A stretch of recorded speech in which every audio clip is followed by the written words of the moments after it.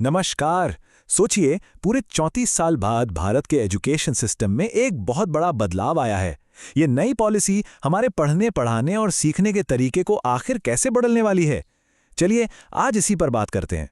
तो सबसे पहला और ज़रूरी सवाल कि आखिर 34 साल पुरानी एजुकेशन सिस्टम को पूरी तरह से बदलने की नौबत आ ही क्यों? मतलब पुरानी व्यवस्था में ऐसी क्या खामियां थीं?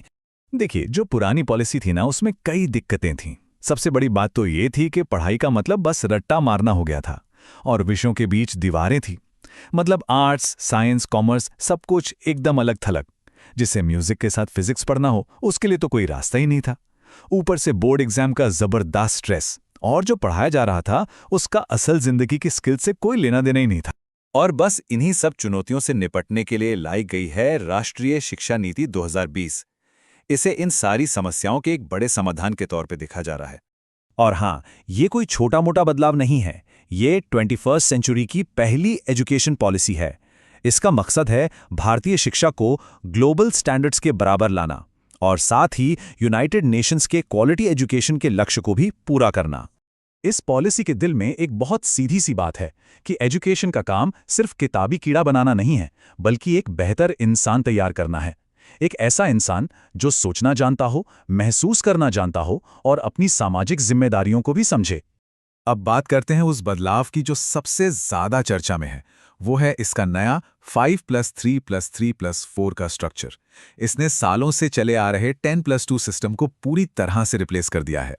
पहले क्या होता था? फॉर्मल स्कूलिंग शुरू होती थी 6 साल से, लेकिन अब 3 साल के बच्चे भी सीखने की प्रक्रिया का हिस्सा होंगे।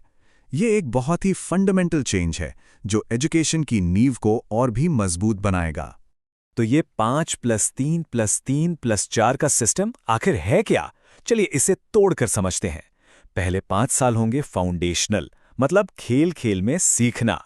अगले 3 साल होंगे प्रेपरेटरी, जिसमें बच्चे एक्टिविटीज के जरिए चीजें खोजेंगे। फिर आएगा मिडिल स्टेज, मतलब 6वीं से 8वीं, जहां एक्सपीरियंशियल लर्निंग पर जोर होगा। और आखिर के 4 साल यानी सेकेंडरी स्टेज में स्टूडेंट्स को अपनी मर्जी के सब्जेक्ट्स चुनने की पूरी आज़ादी होगी, बिना साइंस, कॉमर्स या आर्ट्स की बंदिशों के। लेकिन रुकिए, बात सिर्फ स्कूल के स्ट्रक्चर तक ही सीमित नहीं है। ये पॉलिसी तो स्कूल से लेकर यूनिवर्सिटी तक हर लेवल पर बड़े सुधारों की बात करती है।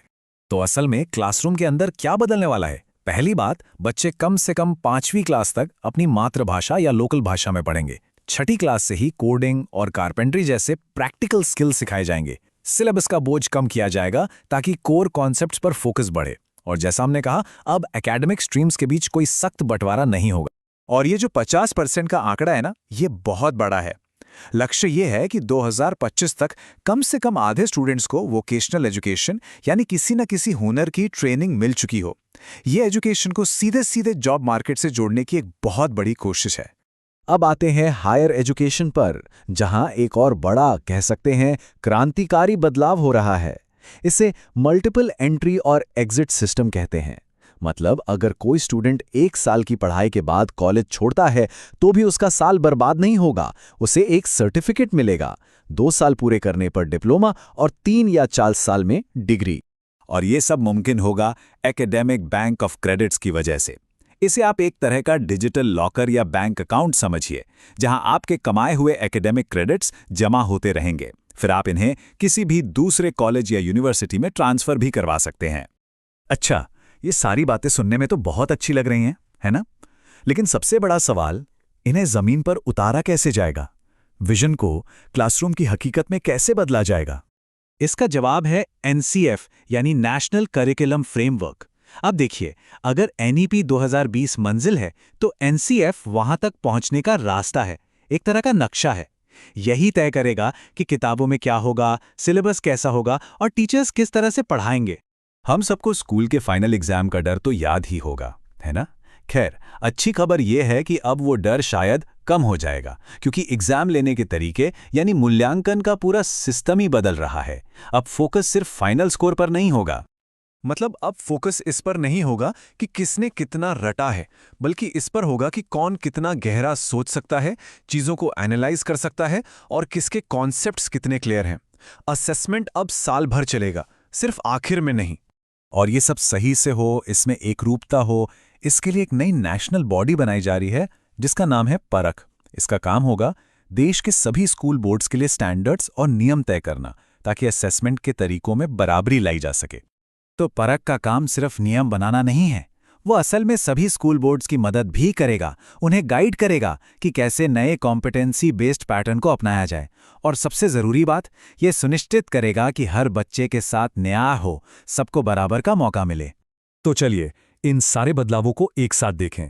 आखिर हमारी शिक्षा के भविष्य के लिए इसका क्या मतलब है? अगर NEP 2020 को कुछ शब्दों में समेटना हो तो वो हैं flexibility, overall development, critical thinking और प्रैक्टिकल स्किल्स। ये पॉलिसी सिर्फ स्टूडेंट्स नहीं बल्कि भविष्य के लिए तैयार नागरिक बनाने का वादा करती है, जो दुनिया की चुनौतियों का सामना कर सकें। जाहिर है, ये एक बहुत बड़ा और महत्वाकांक्षी सुधार है। इसे लागू करने में चुनौतियां भी होंगी, लेकिन सवाल ये नहीं है कि पॉलिसी अच्छी है या नहीं। असली सवाल ये है कि क्या इसे ठीक से, सही भावना के साथ जमीन पर उतारा जा पाएगा। और इसका जवाब हमें आने वाला वक्त ही देगा।